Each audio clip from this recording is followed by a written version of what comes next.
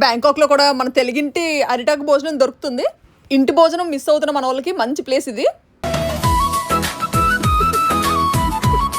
ఈ తాయిపిల్ల చేతిలో 4 అడుగుల క్రిస్పీ దోశ ఇలా కొట్టిసరికి అలా నాచు తుల్లిపోతుంది. అలా పాల పెట్టడం పాష్ మనం దాటుకొని వెళ్ళిపోతుంది. ఈ డురియన్ని కోయడానికి కుస్తీలు పడుతున్నాము. Bye bye. బల్లే బల్లే బల్లే బల్లే. ఇది వదిలేస్తే పారిపోద్దేమని గట్టిగా పట్టుకున్నారు. మొత్తం ఈ ఫ్రూట్ నిండా ముళ్ళే ఉంటాయి, గుచ్చుకుంటే మామూలుగా ఉండదు. దీని పేరు గొప్పగా ఉంటుంది, డురియన్. వరల్డ్ లోనే స్మెల్లియస్ట్ ఫ్రూట్. ఇదిగో ఒక ముక్క కోసేసరికి మొత్తం ఇల్లంతా స్మెల్ వచ్చేస్తుంది. శుభ్రంగా షాపుల దగ్గర కట్ చేయించేస్తే బాగున్నావు, కానీ మన వాళ్ళు చాలా కష్టపడుతున్నారు. ఇంకా నైమినా ఫ్రూట్ మీద వచ్చి కూర్చోలేదు.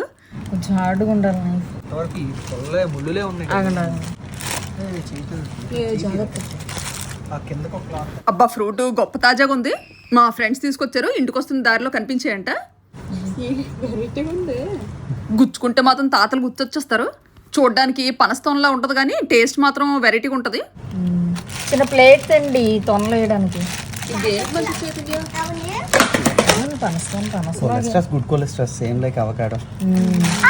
Good fat. డోడు తెగ పొంగిపోతున్నాడు ఫ్రూట్ చూసి. లాస్ట్ టైం వర్మ గారి బర్త్డేకి గిఫ్ట్ గా ఇచ్చాను కదా ఇలాంటి ఫ్రూటే, కానీ అది మాకు కట్ చేయడం రాలేదు.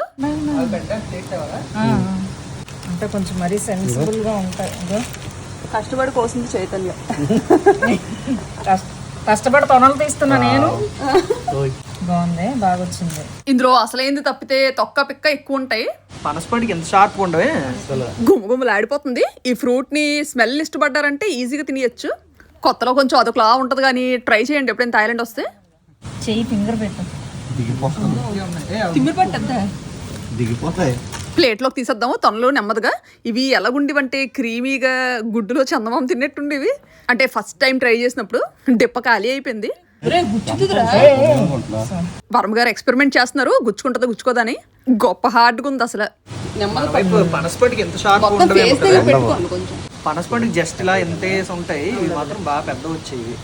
లోపల చూడండి. మన బుడ్డి పిల్లవారు వచ్చారు ఇప్పుడే ఫ్రెష్ గా. డురియన్ రుచి చూపిద్దాము. సగం అయిపోయింది. సరే అంటే 2 ఉంటాయి, ఒకటి అలా వచ్చి ఈ రోజు తినడానికి కావాలని అడిగాము, పండు ఇచ్చాడు. యాక్చువల్గా అయితే కాయలు ఉన్నాయి వాడి దగ్గర. ఇలా తొనలు తీస్తున్నాడు మాత్రం గొప్ప సాటిస్ఫైయింగ్ ఉంటుంది. ఎంత నున్నగా ఉందో నేత్తో అద్దినట్టు, కానీ బాగా ముగ్గింది అనమాట. క్రీమీగా ఉంది. అబ్బా మనోడు ఏదో అల్లరి చేయనట్టే నాటీ నాటీ అంట. మొత్తాన్ని డురియన్ని తీసుకొచ్చి కత్తితో కంగాలు చేస్తాము. తొక్కలన్నీ అందులోకి ఎత్తేస్తే డైరెక్ట్ గా డస్ట్బిన్ లోకి వేసేయచ్చు. ఉంటది ఎక్కువ కూర్చుందా. ఎక్స్ట్రా తొనలు ఏముంటుందండి ఈ మధ్యలో ఇక్కడ ఉంటుంది. లోపల నుంచి కట్ చేస్తే ఉంటాయి ఎక్స్ట్రా. పట్టుకోవడం కావాలి. కలెక్ట్ చేస్తారు తొక్కలన్నీ. ఇంకా ఇందులో ఏదైనా మిగిలిపోవచ్చేమో అని మన వాళ్ళు అనుకుంటున్నారు. చూడాలి మరి ఉంటుందో ఉండదో. ఒకసారి అమ్మాయి ఇందులో అవసరమా? జస్ట్ మామూలు బయట అమ్ముతారు కదా, గుచ్చుకుంటే అలా తినడమే తప్ప మేము ఎప్పుడు ఇంత పండు. ఈయన చిన్న పిల్లల్లాగా ఎలా చూస్తున్నారు ఉంది అనుకుంటున్నాను. అది మంచి బాగుందో లేదో చూడాలి. కొంచెం ఇక్కడ నల్లగా ఉంది కదా పైన. మామూలుగా అయితే ముక్క పారేద్దాం అనుకున్నాము, ఇందులో ఉండదేమో అని. కానీ ఈవిడ బాగానే గెస్ట్ చేశారు. బయట ఫ్రూట్ కలర్ చూసి పోల్చారు అనమాట, లోపల పడిపోయి ఉంటుందేమో అని. పర్లేదండి, ఒక్కతోనే ఇలా అయిపోయింది. మిగతావన్నీ చాలా బాగా వచ్చాయి. చూస్తుంటుంటే నోరు ఊరిపోతుంది. అసలు థాయిలాండ్ వచ్చి 9 ఏళ్ళు 10 ఏళ్ళు అయిపోతుంది. మేము దగ్గర 8 సంవత్సరాల వరకు ఈ ఫ్రూట్ ట్రై చేయలేదు. నేను డ్యూరేను స్టిక్కర్ వేస్తున్నాను.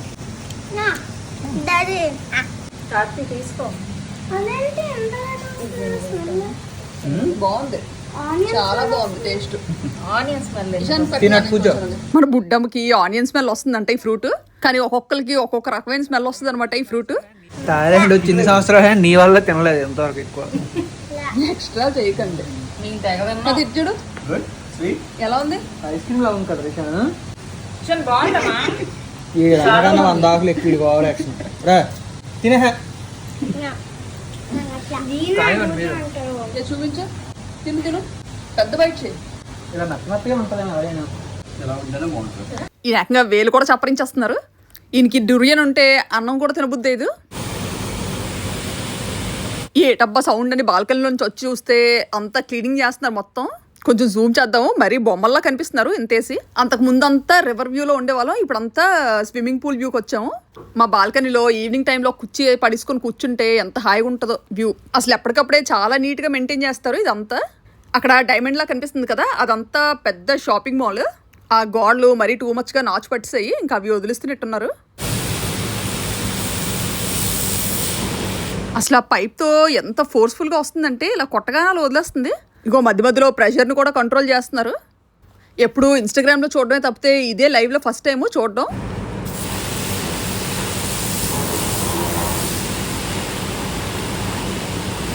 ఇంకొంచెం జూమ్ చేసి చూద్దాము, క్లియర్గా కనిపిస్తుంది. ఇక్కడ కమ్యూనిటీస్ మాత్రం తాయోళ్ళు మంచిగా మెయింటైన్ చేస్తారు. అంతా టైం టు టైం సిస్టమేటిక్గా అయిపోతుంటాయి.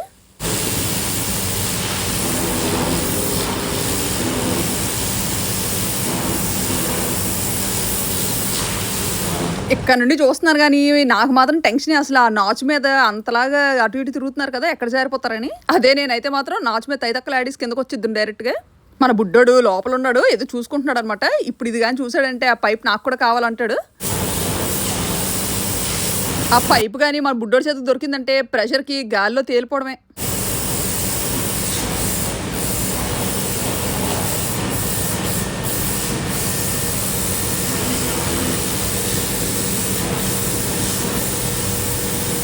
ఆ సెంటర్లోది మాల్ అయితే చుట్టూ ఫిష్ పాండ్, రకరకాల ఫిష్ ఉన్నాయి. కాకపోతే అదంతా కూడా నాచు పట్టింది అనమాట. అది కూడా క్లియర్ చేస్తే నీట్గా కనిపిస్తాయి క్లియర్గా.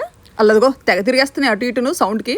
అసలు ఈ డైమండ్ మాల్లో దొరకడం అంటే ఉండవు, చక్కగా అన్నీ దొరికేస్తాయి. ఈ లాస్ట్ 2 yearsగా ఈ మాల్ చూపించమని ఎన్ని కమెంట్స్ అంటే అన్ని కమెంట్స్ వస్తున్నాయి. ఇక్కడ నుండి వెళ్ళిపోయే లోపు ఈ మాల్ ఖచ్చితంగా చూపిస్తాను.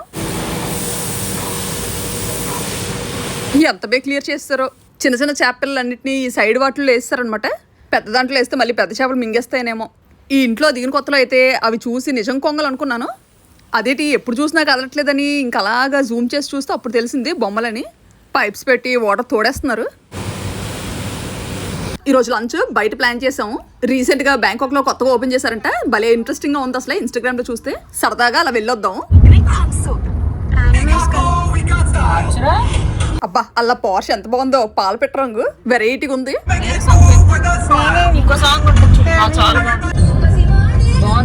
ఇలాగా కళ్ళు మూసి తీసేలోపు మాయమైపోతుంది కారు, చిన్న బుడంకాయలాగా. మందగామిని మన ముందే ఉంది, పరిగెత్తి ఎక్కడికి వెళ్ళిపోదాం అనుకుంది. ఎవరు ఎంత స్పీడ్కి వెళ్ళిపోదామన్నా అశోక్ అన్ని జంక్షన్ దగ్గరకు వచ్చి ఆగిపోవాల్సిందే. బ్యాంకాక్లో అంత ఫేమస్ అశోక్ అన్ని జంక్షన్. వచ్చాము రెస్టారెంట్కి, అదే ఆలింగ. వరప గారు పేరు చూసి పాట పాడుతున్నారు, లింగ లింగ లింగ లింగ లింగ లింగ అని గట్టిగా.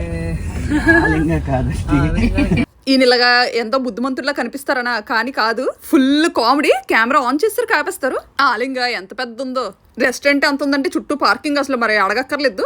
బుడ్డమ్మకి ఎంత ఇష్టం ఇలా రెస్టారెంట్ ఫుడ్ అంటే. ఎంత స్పేషియస్గా ఉందో, బర్మీస్ రెస్టారెంట్ అనుకుంటాను ఇది. ఏమైనా పార్టీస్ లాంటివి చేసుకోవాలనుకుంటే పైన పార్టీస్ చేసుకొని కింద భోజనాలు పెట్టుకోవచ్చు. అంబియన్స్ అయితే మాత్రం అదిరిపోయింది. మన వాళ్ళందరూ ఇగోండి ఈ పక్క ముచ్చట్లు పెట్టారు. ఇక్కడ ఈ 4 అడుగుల దోశ చాలా ఫేమస్. తాయి పిల్ల దోశ ఎక్కడ పెట్టాలా అని సతమతం అవుతున్నారు. ఖాళీ చేయాలి. వీళ్ళు గొప్ప ఫేర్గా ఉంటారు, అసలు ఏం తింటారో కానీ. అలాగని థాయిలాండ్లో చల్లగా ఉంటుందా అంటే అలాగ కూడా ఉండదు. ఈ ఎండలు ఇండియా కన్నా దారుణంగా వండుతాయి ఇక్కడ. సరిగ్గా టేబుల్ అంత ఉంది దోశ. లంచ్ టైంలో దోశ ఏంట్రా అని ఆశ్చర్యపడకండి. అసలు ఇక్కడెక్కడ చూడలేదన్నమాట ఇంత 4 feet దోశ. సో పిల్లలు కొంచెం ఎక్సైట్ అవుతున్నారు కదా అని చెప్పి ఆర్డర్ చేసాము. ఫస్ట్ ఇది ట్రై చేద్దాము, బాగుంటే ఇంకోటి ఆర్డర్ చేయొచ్చు. అసలే మన వాళ్ళకి ఇలాగా క్రిస్పీ దోశ అంటే గొప్ప ఇష్టం. అసలు తాయోలు ఎంతేసి దోశ వేసేస్తున్నారంటే గొప్ప విచిత్రం అసలు. బీటెక్లో నా ఫ్రెండ్ గుజరాతీ అమ్మాయి ఉండేది. ఈ టీని దోశ చూస్తుంటే తన గుర్తొస్తుంది. తనకి ఇలాగా దోశని టీలో ముంచుకొని తినడం చాలా ఇష్టం అనమాట. మనకేమో దోశ తింటూ టీ తాగడం అంటే ఇష్టం. పెట్టలేదు, దగ్గర పెట్టేసరికి గుర్తొచ్చింది, ఓ ఎంత ఎలాగా తాగేస్తాను నేను అనేసి. ఇది ఇలాగా వేడివేడిగా ఉంటుండగానే తినేయాలి. మన వాళ్ళు దోశ ఛాలెంజ్ పెట్టుకుందాం మమ్మీ అని అడుగుతున్నారు. ఇంత దోశ కానీ ఒకలే తిన్నామంటే ఇంకంతే సంగతులు. సాంబార్ చట్నీలతో నింపిస్తారు ప్లేట్. షేర్ చేసుకుందాం, గుమ్మగుమ్మలు ఆడిపోతుంది సాంబారు. వీళ్ళు కూడా మన వంటకాలు బాగానే నేర్చారు. మన బుడ్డోళ్ళు ఈటొకళ్ళు కూర్చోబెట్టి సీసా ఆడించచ్చు. అసలు నా ఫేస్ మీద పింపుల్స్ తగ్గాలంటే ఆయిల్ ఫుడ్ తగ్గించమన్నారనమాట. ఎప్పుడైతే చెప్పారో ఆ రోజు నుంచి తెగ రెచ్చిపోతున్నాను. రోజు ఆయిల్ ఫుడ్డే. కానీ నాకు ఈ దోశను చూస్తే అస్సలు ఇరపాలనిపించట్లేదు, అలా చూస్తూ ఉండిపోవాలనిపిస్తుంది. ఈయనప్పుడే ఫోటో తీసి మా అమ్మగారు పంపిస్తున్నారు, ఏదొద్దంటే అదే ఆర్డర్ చేస్తున్నానని. Coconut chutney, tomato chutney, sambar. నెమ్మదిగా మన ఇండియాలా మారుతున్న థాయిలాండ్. ఈయనకప్పుడే చెవుల్లోంచి పొగలు వచ్చేస్తున్నట్టున్నాయి. చట్నీలో మిరపకాయలు దంచుకుంటున్నట్టున్నారు బాగా. మొత్తానికి దోశతో కుస్తీలు పడుతున్నాము. ఈ దోశ మన ఇండియన్స్ ఒకలే ఆర్డర్ చేసుకుంటున్నారు అనుకుంటున్నారేమో, తాయి వాళ్ళు కూడా ఆర్డర్ చేస్తున్నారు. మా వెనక కౌంటర్లో ఆల్రెడీ ఇంకో దోశ వచ్చింది. మనం ఈ 2 చట్నీ కలిపి తిందాము. బుద్ధిగా చేత్తో తినమ్మంటే మన బుడ్డమ్మ నచ్చట్లేదు, స్పూన్స్తో కుస్తీలు పడుతుంది. మన వాళ్ళు బ్యాంకాక్కి ఇలా ట్రిప్కి వచ్చిన వాళ్ళు చాలా మంది ఫ్యామిలీస్ మెయిల్ చేస్తుంటారనమాట. కమ్మగా ఒక పూట ఎక్కడైనా భోజనం చేద్దామంటే ఎక్కడ సెట్ అవ్వట్లేదని. బ్యాంకాక్, పటాయా లాంటి ప్లేసెస్ అయితే ఇండియన్ రెస్టారెంట్స్కి కొదవే ఉండదు, బోల్డ్ ఉంటాయి. అందులోకి అన్నిటికీ మీరు పరిగెత్తక్కర్లేదు కూడా. గ్రాబ్ అని ఒకటి ఉంటుంది అనమాట, అందులో మీరు ఆర్డర్ చేసుకోవచ్చు. ఆ గ్రాబ్ యాప్ ట్రాన్స్పోర్ట్కి మాత్రం అనుకుంటున్నారు, కానీ అందులో ఫుడ్ కూడా ఆర్డర్ చేసుకోవచ్చు. మన వైపు స్విగ్గీ, జొమాటో లాగా.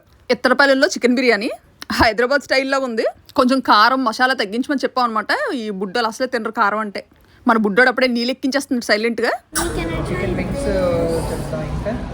మనడు తిన్ని దగ్గర ఎన్ని నాటకాలు ఆడతాడంటే, చికెన్ వద్దంట, ఉత్తి రైసే కావాలంట. నెమ్మదిగా చిన్న చిన్న పీసెస్ తీసి పెడదాము. బాగుంది పీస్, చాలా సాఫ్ట్గా ఇలాగంటే అలా వచ్చేస్తుంది. బాగుంది బిర్యానీ హైదరాబాద్ స్టైల్లో ఉంటే, పైన పెట్టిన ఈ ఫ్రైడ్ చికెన్ మాత్రం మన మిసాల్ రాజ్ గారి హోటల్లో మసాలా చికెన్ లా తగులుతుంది. ఆపరేషన్ చేస్తాం. వర్మ గారు మటన్ ఏదో ఆర్డర్ చేశారు. అసలు ఇక్కడ థాయిలాండ్లో మటన్ కోసం విలువలాడిపోవాలి. ఇలా రెస్టారెంట్స్లో బాగానే ఉంటుంది, కానీ ఇలా బయట కానీ కొనుక్కొని తెచ్చి ఇంట్లో వండుకుంటే అదొక రకమైన టేస్ట్ వస్తుంది. బిర్యానీ చాలా బాగుంది. ఇంకో బిర్యానీ ఆర్డర్ చేద్దాము. ఏకంగా ఎంత ఉందో రెస్టారెంట్, పెద్ద స్వరంగం లాగా. ఈ రెస్టారెంట్కి మొత్తం 4 వైపులే ఎంట్రన్స్లు ఉన్నాయి. దీని స్పెషాలిటీ ఏంటంటే కరెక్ట్గా లొకేషన్కి సెంటర్లో ఉంది ఇది. ఇంకా అందుకే వచ్చిన వాళ్ళు ఎటు పక్క నుండైనా ఎంటర్ అయ్యి ఎగ్జిట్ అయ్యేలాగా అన్ని పక్కల ఎంట్రన్స్లు పెట్టారు ఏకంగా. ఈ తాళి చూడాలి ఎలా ఉంటుందో. చికెన్ కర్రీ సెట్తో ఆర్డర్ చేసాం. ఇది సాంబార్ ఏకంగా బకెట్తో తెచ్చారు. అచ్చమైన తెలుగింటి అరిటాకు భోజనం. అసలు ఈ అరిటాకు చూడగానే ఎంత ప్రశాంతంగా అనిపిస్తుందో మనసుకి. ఇందులో ఈ సాంబార్ బకెట్ మాత్రం హైలైట్. మన వాళ్ళు తాలింపుల్లో కూడా ఎక్కడ తగ్గట్లేదు, కానీ చెన్నై సాంబార్ లాగా గుమగుమలాడుతుంది. మన చిన్నమ్మ ఫేవరెట్ అప్పడం. కలర్స్, టేస్టింగ్ సాల్ట్ అది ఏమీ యాడ్ చేయకుండా న్యాచురల్గా చేసిందంట. బాగా ఫ్రై చేసినట్టున్నారు, మంచి బ్రౌన్ కలర్లో కనిపిస్తుంది. ఇది మిక్స్డ్ వెజ్ కర్రీ అనుకుంటాను. ఇది బీన్స్.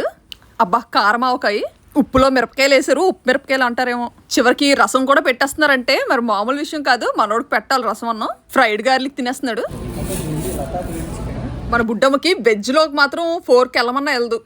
గ్రేవీతో ట్రై చేస్తుంది, కయ్యమంటది గ్యారంటీ. వాటర్ రెడీ పెట్టాలి. బాగుందంట. వీళ్ళకి స్కూల్లో లంచ్ చప్పగా ఉండడం, ఇంకా బయటకు వస్తే అన్ని నాన్ స్పైసీ ఆర్డర్ ఇవ్వాల్సి వస్తుంది. నాన్ వెజ్లో ఆ మాత్రం ఘాట్ లేకపోతే అస్సలు తినలేము. వీళ్ళకి ఎప్పుడు అలవాటు అవుతాయో కారాలు. ఆ మధ్య చాలా మంది మెసేజ్ చేసేవారు అనమాట, బ్యాంకాక్లో ఎలాంటి బిజినెస్ పెడితే మంచిగా క్లిక్ అవుద్దని.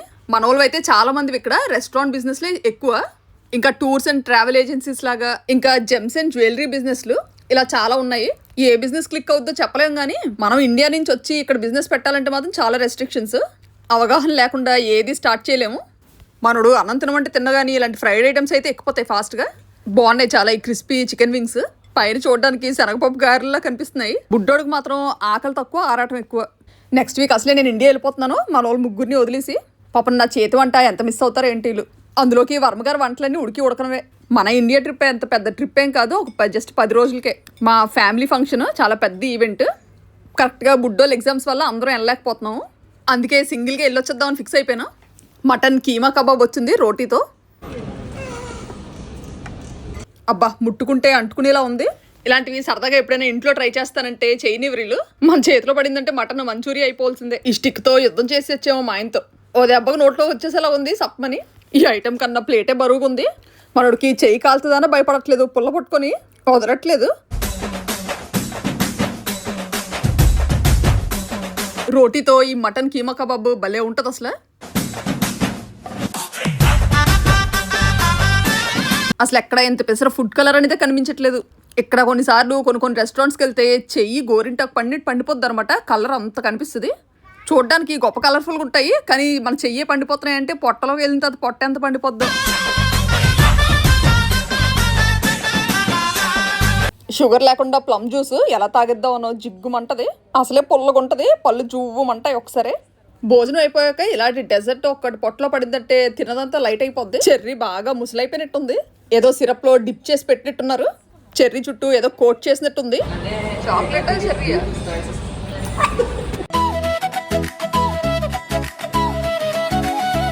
ఓ సో సిగ్గు.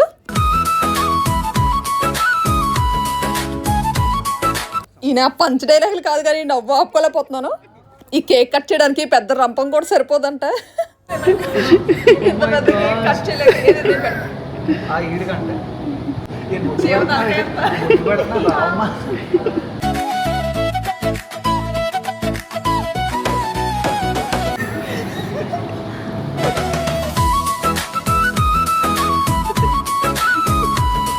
అసలు ఇలాంటి చిన్న చిన్న ఆనందాలే ఎంత స్ట్రెస్ని తీసేస్తాయంటే, అసలు ఈ పరిగెడుతున్న ప్రపంచంలో మనం ఒక చేమంతా చిన్న చిన్న మూమెంట్స్ని కూడా ఎంజాయ్ చేయాలి. బాయ్ బాయ్, బల్లే బల్లే బల్లే బల్లే. అల్లదిగో ఆ మామిడి చెట్టు కింద పెట్టాము కారు. ఈ ఎండకు చలెట్టిపోతుంది ఏటో.